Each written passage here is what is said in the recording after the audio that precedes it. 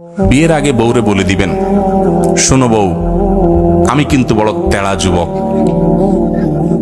আমি কিন্তু 2 নম্বর পথে কামাই করব না। অতএব অন্য মানুষদের বউদের মতো সকাল বিকাল শাড়ি পাল্টাবা আর 3 পিস পাল্টাবা, মার্কেটে যায় কেনার পরে বলবা শুধু কার্ডের ঘষা দেন আর বিল দেওয়া হয়ে যাবে, এগুলো কিন্তু আমার দ্বারা হবে না। আমি কিন্তু হালাল খোর, আমি হারাম খোর না। বলা যাবে না ইনশাল্লাহ? হবু বউরে বলে দিতে পারবেন না? বেশিরভাগ ক্ষেত্রে দেখবেন ওই মেয়ে বলবে, আব্বু না, সমস্যা আছে ছেলের, কারণ তার দরকার কি? একটা চোর।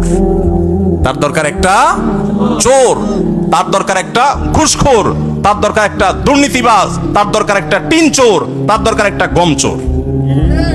সে সৎ মানুষ পছন্দ। আপনি সাথে সাথে সেজদা পড়ে যাবেন, যাক, একটা চোর প্রিয় মানুষ থেকে আল্লাহ আমাকে মুক্তি দিছে। একটা সৎ মানুষ খুঁজবেন, চেষ্টা করা যাবে না ইনশাআল্লাহ?